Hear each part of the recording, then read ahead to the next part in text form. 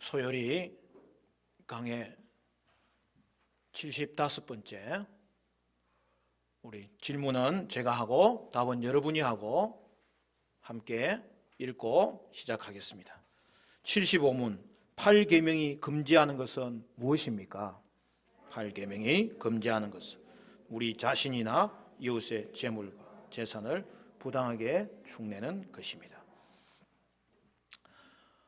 오늘은 우리가 8계명을 강의하고 있는 중에 이제 마지막 시간, 8계명이 금지하는 것은 무엇인지 살펴보도록 하겠습니다. 8계명의 금지사항은 노동을 통한 사유재산과 나눔의 실천을 막는 모든 행위들을 말하고 있는 거예요. 오늘 읽은 본문의 말씀 우리 한 번 더 읽어볼까요? 에베소서 4장 28절 다 같이 시작. 도둑질하는 자는 다시 도둑질하지 말고 돌이켜 가난한 자에게 구제할 수 있도록 자기 손으로 수고하여 선한 일을 하라. 여러분, 이 말씀처럼 성경은 우리와 이웃의 재물과 재산을 악하게 빼앗거나 또 빼앗으려고 하는 모든 행위들을 금지시키고 있는 거예요. 8계명은 특히 도둑질을 금지시킵니다. 도둑질하지 말라고 하면 우리는 먼저 뭐가 떠올라요? 그 도선생이 있잖아요. 성실은 말고 도둑, 또 강도, 사기. 그런데요, 여러분, 도둑질이란 은행을 틀러가거나 남의 집에 침입하는 그런 것 더 이상을 말하는 거예요. 출애굽기에 가면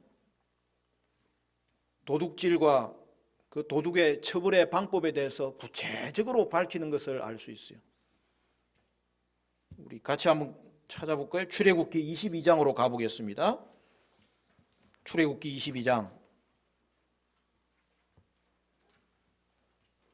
여러분, 거기에 배상법에 대해서 자세하게 나와 있어요. 22장으로 가봅시다.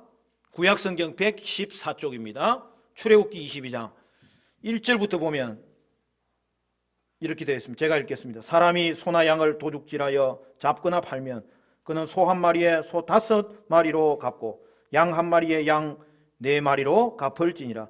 도둑이 뚫고 들어오는 것을 보고 그를 쳐 죽이면 피 흘린 죄가 없으나 해 돋은 후에는 피 흘린 죄가 있으리라. 도둑은 반드시 배상할 것이나 배상할 것이 없으면 그 몸을 팔아 그 도둑질한 것을 배상할 것이요 도둑질한 것이 살아 그의 손에 있으면 소나 나귀나 양을 막론하고 갑절로 배상할지니라. 사람이 밭에서나 포도원에서 짐승을 먹이다가 자기의 짐승을 놓아 남의 밭에서 먹게 하면 자기 밭의 가장 좋은 것과 자기 포도원의 가장 좋은 것으로 배상할지니라. 여러분, 뭐라고 되어 있어요? 우리가 다른 사람의 합법적인 소유물을 박탈하면 이 계명을 어긴다는 거예요. 그래서 방금 읽은 말씀에는 그것에 대한 이 처벌 방법이 나와 있는데요, 반드시 배상하라는 거죠. 율법은 기본적으로 도둑질에 대한 4배의 배상을 가르치고 있어요.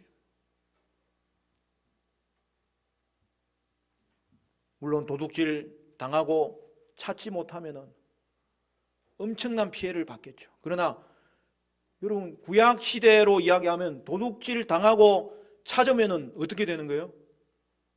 떼부자가 되는 거예요.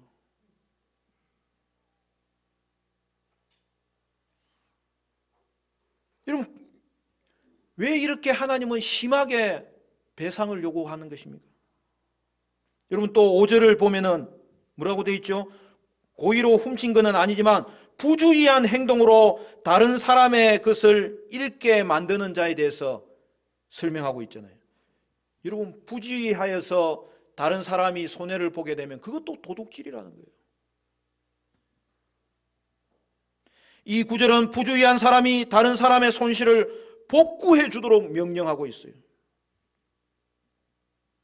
여러분, 도둑질에 대해서 손해를 끼친 것이 4배로 배상해야 되는 일이라고 말하고, 또 부주의해서 자신의 것을 갚아줄 때에는 가장 자기에게 좋은 것을 갚아준다고 이야기할 때, 여러분 너무 심하다는 생각이 들지 않으세요? 여러분, 이렇게 몇 배로 보상하고 가장 좋은 것을 배상하는 이유가 있어요. 왜 그래요? 여러분, 손해를 본 사람의 그 마음의 상처가 있잖아요. 성경은요, 그것까지도 보상하라고 하면서 위자료를 포함해서 보상하는 거예요. 이처럼 8계명은 이웃의 재산을 빼앗는 직접적인 행위를 금합니다. 그리고 이웃의 재산을 빼앗는 간접적인 행위도 또한 금하는 거예요. 여러분, 이런 간접적인 행위에는 어떤 것이 있습니까?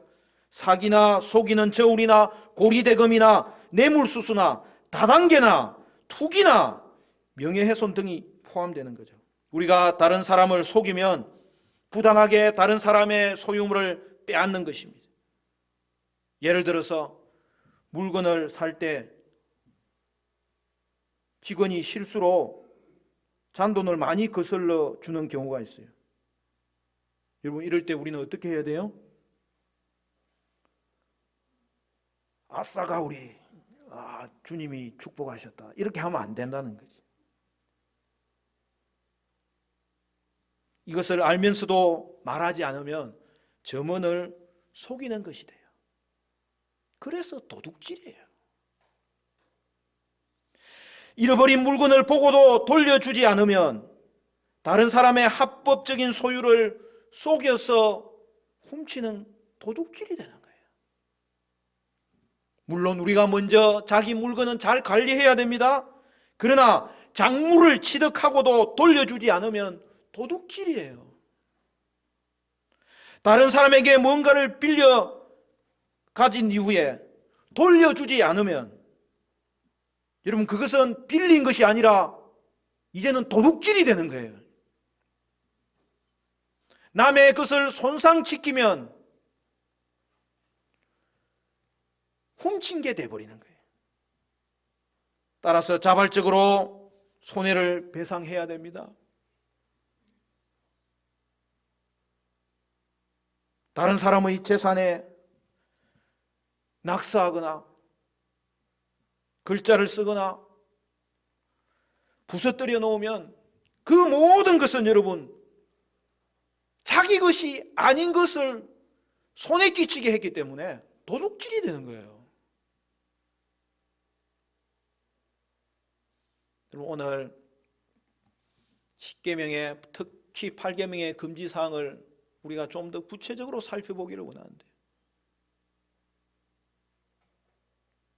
우리의 삶에서 정돈되어야 될 부분이 사실은 한두 개가 아닌 거예요.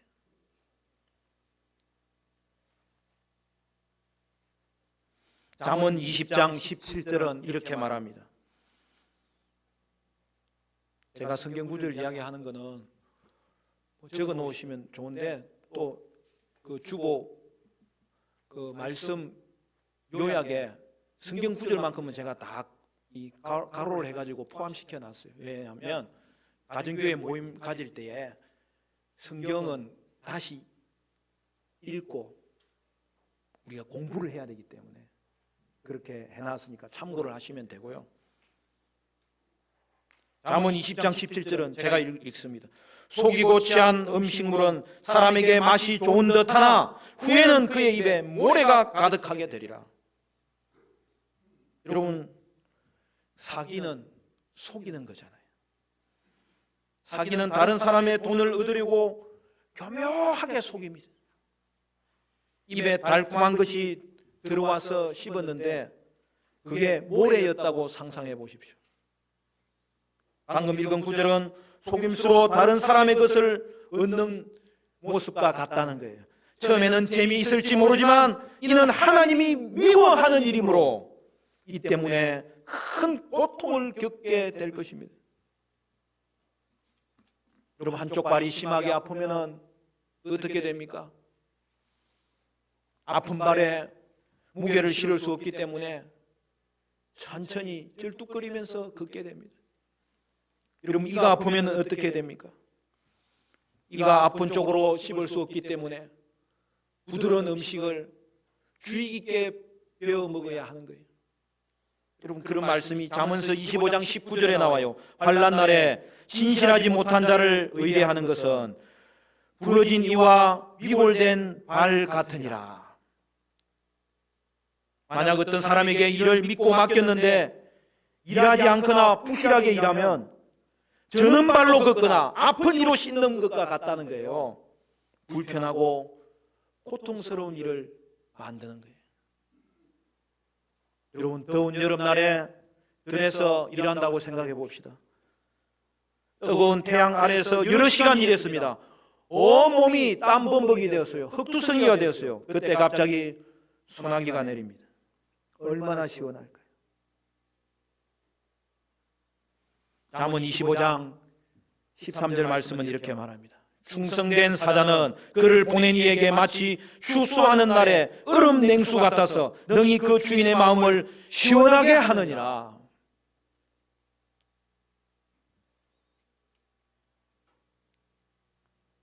이것은 우리가 하나님 앞에서 일할 때에, 그리고 직장 생활할 때에 우리 자신을 돌아보게 하는 말씀입니다.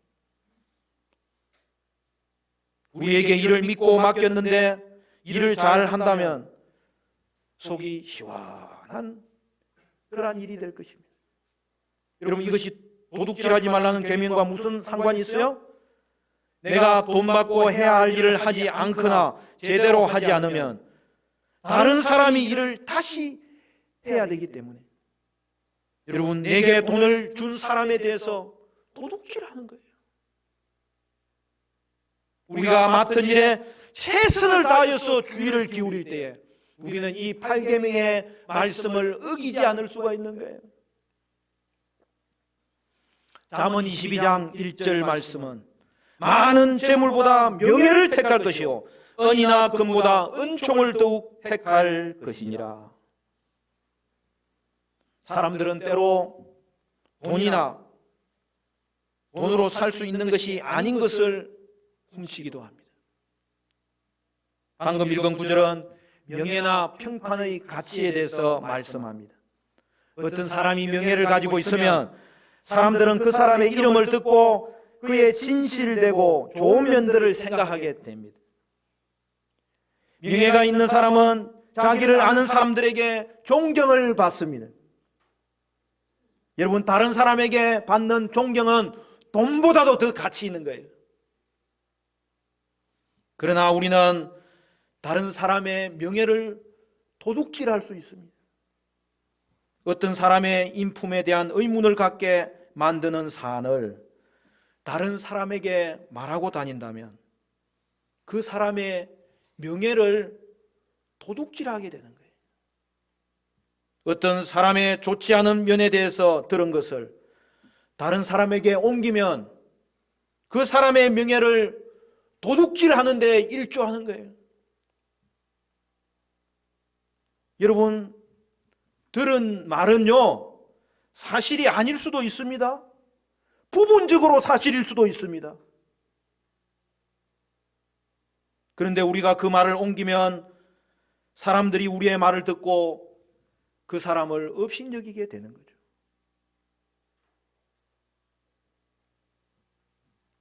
어떤 사람에 대해서 나쁜 말을 들으면 귀가 솔깃합니다.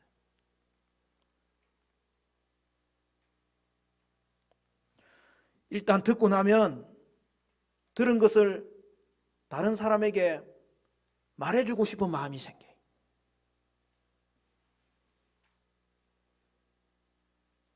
뭐 아무 반응이 없어요. 나만 쳐다보고 나만 그런 사람들. 몇 사람은 끄덕끄덕하네. 나와 동지인데. 여러분,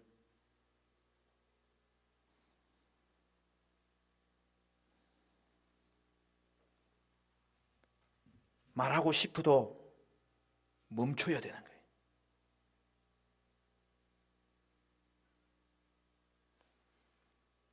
그러한 생각이 떠오르는 것이 문제가 아니라 그것을 멈추지 않으면 그때부터 8계명을 어기게 되는 거예요. 멈추고 생각해 보면 그 사람을 이해할 수 있는 면이 떠오르게 됩니다. 또한 나를 돌아볼 수 있는 기회가 되는 거예요.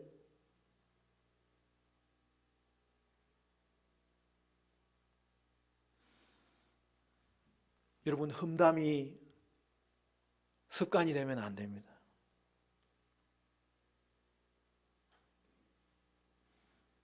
우리는 험담할 때마다 그 사람의 명성을 도둑질함으로 8계명을 어기고 있다는 사실을 기억해야 됩니다. 험담도 도둑질이에요. 명예 도둑질이에요.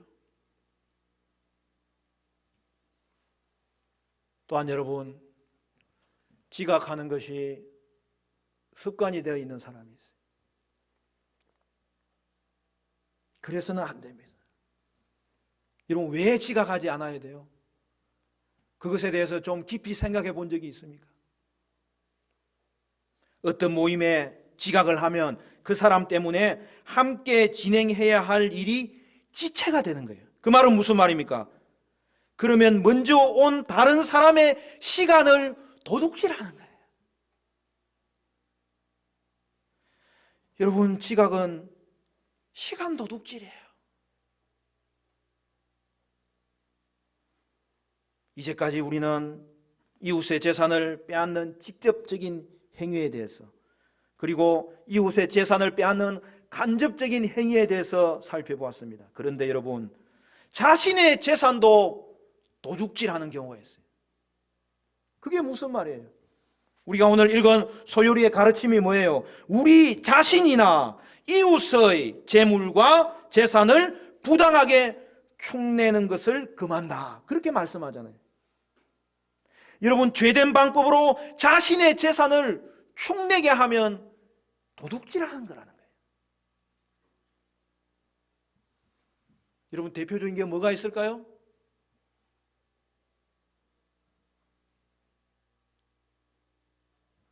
낭비하는 것, 쾌락을 추구하여서 과도하게 지출하는 것. 우리가 배우는 웨스트민스터 소요리 문답은 원래 학생들을 위한 신앙 교육서예요. 근데 이게 너무 잘 요약해 놓았기 때문에 역사상 가장 유명한 그런 문답집이 된 거예요. 어른들, 학생들 막론하고 너무나 이게 유익한 거예요. 그래서 우리가 코로나 시기에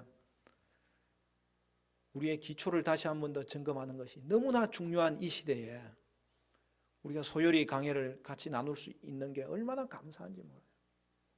근데 여러분, 어른 문답용으로도 만들어 놨거든요. 그거는 대요리 문답이라고 그래요. 그건 좀 더 구체적으로 설명을 해놨어요. 근데요, 웨스트민스터 대요리 문답의 이 8계명의 금지 조항을 보면요, 얼마나 구체적으로 해놓았는지, 이 땅을 살아가는 우리의 삶의 부분에 대해서 도둑질하지 말아야 될 것에 대한 금지와 어떻게 관련되어 있는지를 설명을 해놓았는데 17가지 주제로 25가지 금지 항목을 써놨어요. 여러분, 우리의 선조들이 얼마나 계명의 말씀대로 살려고 애썼는지를 보여주고 있어요. 우리는 어른이니까 그 부분을 점검해야 돼요. 지금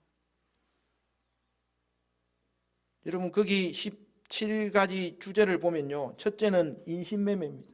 둘째는 작물 소유입니다. 셋째는 속이는 저울입니다. 넷째는 지게표를 제거하는 것입니다. 다섯째는 고리 대금하는 것입니다. 여섯째는 뇌물 공여와 수수입니다. 일곱째는 소송을 남용하는 것입니다. 여덟째는 불법적인 봉쇄와 추방하는 것입니다.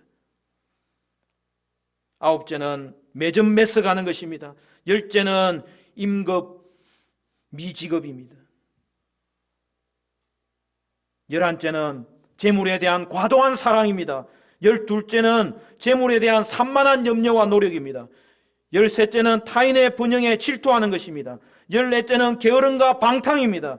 15째는 표절입니다. 16째는 컨닝입니다. 17째는 불법 복제하는 것입니다. 여러분, 그러므로 자신의 재산을 빼앗는 경우, 자신의 소유에 대하여서 축내는 그 도둑질을 재물에 대한 과도한 사랑으로, 산만한 염려와 그러한 노력으로, 게으름과 쾌락을 통해서 그것이 나타날 수 있다고 경고하고 있는 거예요. 잠언 21장 17절은 이렇게 말합니다. 연락을 좋아하는 자는 가난하게 되고 술과 기름을 좋아하는 자는 부하게 되지 못하느니라. 여러분, 이 구절은 쾌락을 좋아하는 사람을 묘사하고 있죠. 이 사람은 항상 시간을 즐겁게 보내길 원합니다. 그래서 늘 제일 좋은 것만 가지려고 합니다. 성경시대의 부자들은 좋은 포도주와 좋은 기름을 썼습니다. 실제 부자가 아닌 사람이 부자들이 가진 것을 좋아하면 금방 가난해지고 맙니다. 우리는 즐거움을 주는 많은 것에 돈을 쓸 수 있습니다. 맛있는 음식을 사 먹고 친구들과 즐거운 시간을 보내는데 또 자신의 취미와 재미를 위해서 돈을 여기저기 씁니다. 그러다 보면 문득 우리에게 돈이 남아있지 않게 됩니다. 쾌락을 주는 것에 큰 돈을 쓰면 소비를 낭비하게 되는 것입니다. 원하는 것을 사는데 돈을 너무 많이 쓰면 꼭 필요한 것을 살 수 없게 됩니다. 우리 자신의 필요를 공급하지 못하거나 가진 것을 낭비하면 도둑질하지 말라는 계명을 어기는 것입니다. 쾌락과 낭비는 자신의 재산을 빼앗는 행위입니다. 우리는 물질에 대한 바른 태도를 가져야 도둑질하지 말라는 계명을 어기지 않을 수 있습니다. 우리가 탐욕을 버리고 주신 것에 만족하면 더 많은 것을 가질 필요가 없으므로 다른 사람의 것을 훔치지 않습니다. 하나님의 공급하심을 신뢰하면 더 많이 요구하지 않고 가신 것에 감사하면서 살아갈 수 있습니다. 하나님을 두려워하면 하나님의 계명을 지키게 됩니다. 하나님이 거룩하시고 도둑질을 미워하시고 벌하심을 알면 이 계명을 어기지 않고 조심스럽게 대하게 될 것입니다. 지금 가지고 있는 것보다 더 많이 갖고 싶은 마음보다는 하나님을 기쁘시게 하기를 더 원하게 될 것이기 때문입니다. 리처드 포스트가 현대의 우상에 대해서 그의 책에서 기록하기를 돈과 섹스와 권력이라고 했어요. 여러분, 우리는 이 현대의 우상을 어떻게 극복할 수 있겠습니까? 우리의 삶을 어떻게 정돈하며 회복시킬 수 있겠습니까? 그것이 팔계명과 관련되는 거예요. 여러분, 우리가 어떻게 물질의 우상에서 벗어날 수 있어요? 성도는 물질의 우상이 아니라 단순한 삶을 추구하는 거예요. 성도는 쾌락의 우상이 아니라 순결한 삶을 추구하는 거예요. 성도는 권력의 우상이 아니라 섬기는 삶을 추구하는 거예요. 오늘 우리에게 가르치신 하나님의 이 삶의 원리는 우리의 삶을 잘되게 하고 범죄에서 보호하고 하나님께 인정받게 하고 더뿐만 아니라 이웃을 세워주는 역할까지 감당하도록 만드는 거예요. 여러분, 우리가 오늘 이 8계명의 요구 앞에, 그리고 이제는 더 구체적으로 8계명이 금지하는 것이 무엇인지 점검함으로 말미암아서 우리의 삶이 복되고 단순한 삶, 순결한 삶, 거룩한 삶, 지혜의 삶, 섬김의 삶이 이루어지기를 여러분 간절히 바랍니다.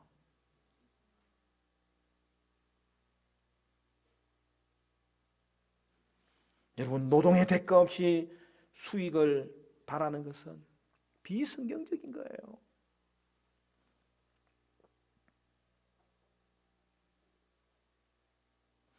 국가가 허락해 주든 안 해주든 우리는 말씀이 우리의 기준이에요.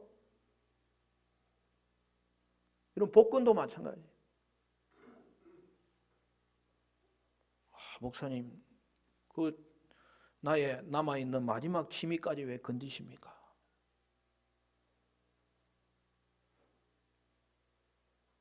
그러면 정신을 바짝 차려야 돼. 제가 어제 토요일 오후 늦게 갑자기 해결할 일이 있어서 구입할 것이 있어서 화정역에 나갔는데 신호등을 건넜는데 줄이 엄청 길게 서 있는 거예요. 원래 저는 궁금한 건 못 참잖아요. 그래, 그 무슨 줄인가 싶어가지고 딱 따라가 봤어요. 마지막에 탁 따라갔는데 이렇게 탁 꺾여가지고 거기 딱 가니까 복권 파는 집이에요.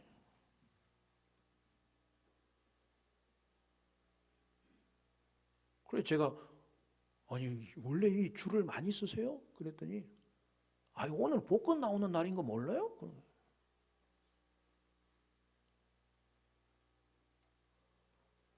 저는 그 지나가면서 거기 가서 뭐 껌 한 번 사본 적은 있는데 그거 딱 보니까 1등 당첨집 이렇게 딱 써놨더라니까. 그 신호등 건너자마자 오른쪽에 바로 있어요.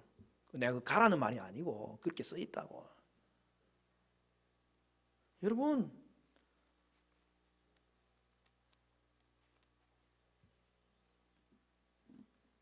노동의 대가 없이 수익을 얻는 것이라면 여러분 복권도 비성경적인 거예요.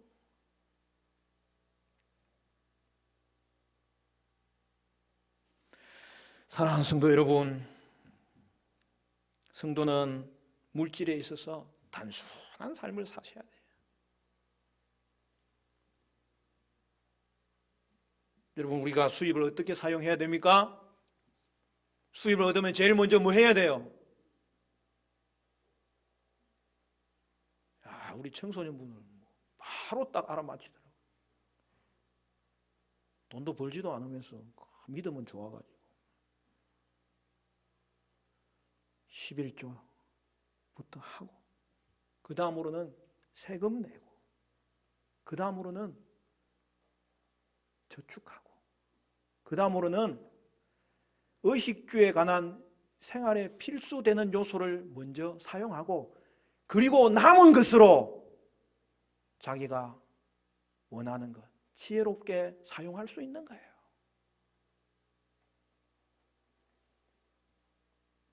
사랑하는 성도 여러분, 이제는 이 도둑질하지 말라는 이 말씀 앞에서 우리가 결단해야 됩니다. 8계명의 금지 항목 주제들을 읽으면 벌써 몇 줄 안 지나서 마음에 걸려요. 회사 생활에서 점점 높은 자리에 가거나 자기가 직접 사업을 운영하는 그런 사람들은 본의 아니게 도둑질하는 문제에 늘 봉착하게 됩니다. 저는 우리 성도님들이 직장에서 학교에서 성실하고 정직하게 생활하는 모습을 볼 때에 하나님이 저들의 인생을 복 주시겠구나. 얼마나 감사한지 몰라요. 어떤 성도님이 회사를 운영하면서 그동안은 이중장부를 쓰고 있었는데 이제는 그렇게 하지 않기를 결단하고 세금을 제대로 내기를 결단했어요. 그리고는 이제는 직원들 앞에서 믿는 사람으로서 따뜻하게 살 수 있어서 너무 감사하다고 고백할 때 여러분 제가 얼마나 감사했는지 몰라요.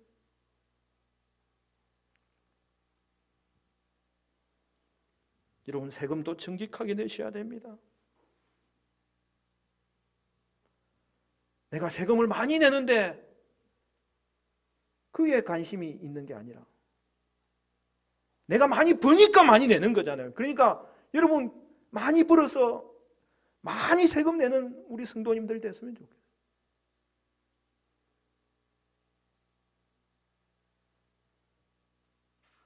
여러분 그러면 내게 축복이고 또한 그것이 이웃 사랑의 실천이 되는 거예요.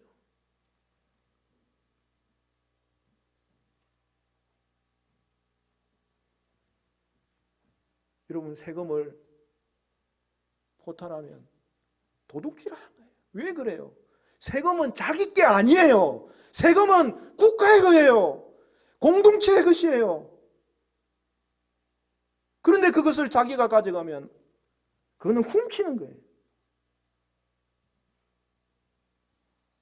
세금은 포탈할 때 국가의 것을 도둑질하는 거예요. 여러분 학생들은 공부할 때에 표절하거나 컨닝하면 안 됩니다.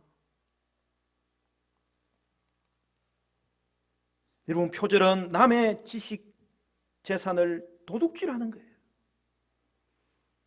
제가 미국에 유학 가서 신학대학원에 공부를 하는데 첫날 첫 수업에 아니 교수님이 안 들어간 거예요. 이상하다. 내가 아는 교수님은 저분이 아닌데? 그러면서 다른 분이 한 분 잠시 자기가 한 주제를 강의하고 교수님 들어오신다는 거예요. 그 제목이 뭐냐면 플래지얼리즘, 표절에 관한 거예요.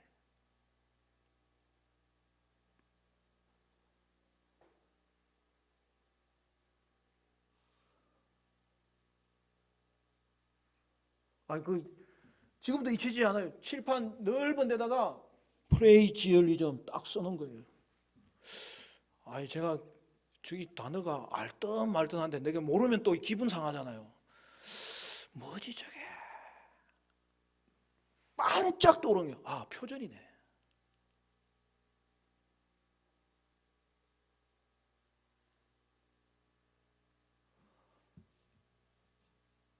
공부하는 내용도 중요하지만 공부하는 방법을 가르쳐야 돼요. 근데 한 번은 제가 표절했다고 낙제점 받은 적이 있어요.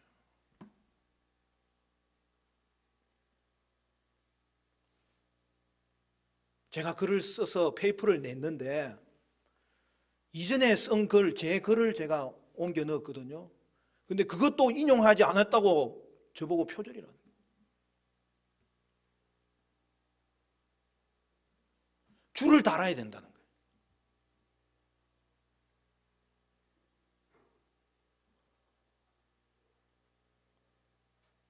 저는 그 이후로 정신이 바짝 들어가지고 한번 손해봤지만은 내게 그게 얼마나 큰 훈련이 됐는지 몰라요.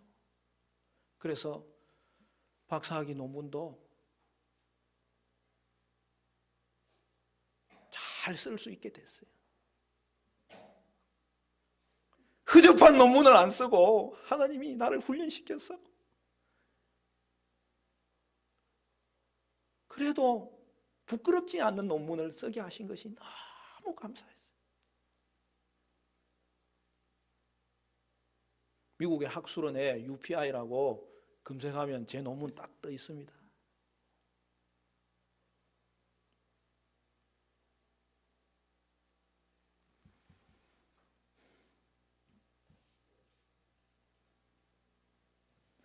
여러분 글을 쓸 때에 얼마만큼 인용을 허용할 수 있는 거예요? 우리 교수님이 저를 마지막에 이렇게 챙겨주면서 지도해주면서 얼마나 세밀하게 지도를 해주는지 제가 미칠 뻔했어요. 아니 3번이나 빠꾸를 시키는 거야. 한 번 빠꾸 나면은 우리 거기에 1.5세나 거기서 자란 미국계 한인들도 그냥 다리가 떨려가지고 마음도 상하고 뭐 그냥 포기하고 싶은 생각이 들어가지고 포기하는 사람이 많았어요. 근데 저는 3번까지 견뎌냈다니까. 왜냐하면 교수님이 빨간 줄을 긋고 거기다가 설명을 해놨는데 얼마나 자세하게 설명을 해놨는지 난 너무 감사했어요. 처음에는 기분 나빴어요. 아니, 내가 쓴 글보다도 빨간 줄이 더 많은 거야. 그런데 그걸 읽어보니까 교수님 말이 다 맞는 거예요. 나하고 상담하면서 패스트림, 아무리 많이 인용해도 괜찮아. 줄을 달면 되잖아. 그래서 제가 물었어요. 아니, 반 이상 인용해도 돼요? 그래도 돼. 줄을 달면 되는 거야. 그러면 좋은 논문이 될 수 있어. 여러분, 인용의 수는요, 아무리 많이 해도 괜찮아요. 줄을 달면 돼요. 그것이 어디서 나온 것인지를 설명하면서, 그러나 이 모든 논리가 제 거잖아요. 저의 주장이잖아요. 그렇기 때문에 그 가치를 높여주는 것은 인용을 하는 거예요. 그리고 줄을 달면 좋은 거예요.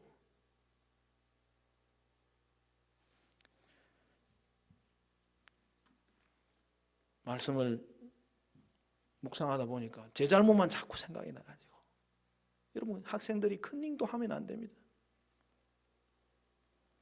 열심히 공부한 사람의 명예와 상을 도둑질하는 겁니다.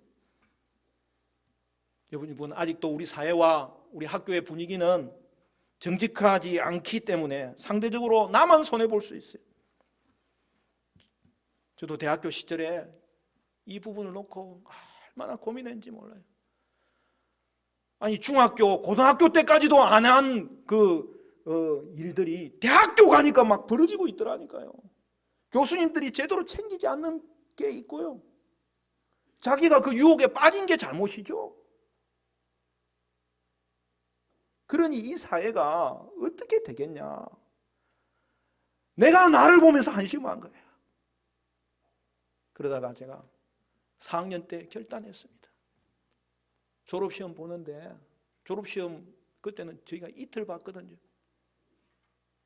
양자역학, 광학, 열역학, 수리물리 뭐 이렇게 다 봅니다.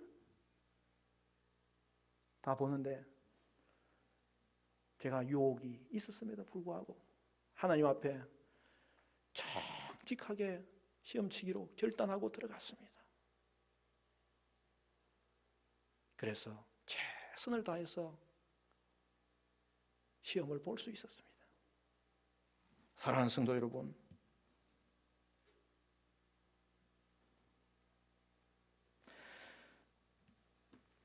그래서 우리는 기도해야 돼요. 무엇이 옳은 길인지 하나님의 말씀을 쫓아서 우리는 지혜를 구해야 돼요. 여러분, 죄를 짓는 것보다 많은 것이 유익하다는 신앙의 고백을 가지고 도둑질에 연루되지 않아야 되는 것입니다. 오늘 읽은 말씀 우리 한 번 더 읽고 말씀을 맺기를 바랍니다. 에베소서 4장 28절 말씀 다 같이 읽습니다. 시작. 도둑질하는 자는 다시 도둑질하지 말고 돌이켜 가난한 자에게 구제할 수 있도록 자기 손으로 수고하여 선한 일을 하라. 할렐루야. 하나님이 이미 주신 은혜가 많잖아요. 감사하고 만족하고 나에게 맡겨주신 일에 대해서는 성실하고 정직하게 일하고 이웃에 대해서는 섬김과 나눔의 삶을 살아갑시다. 사랑하는 성도님,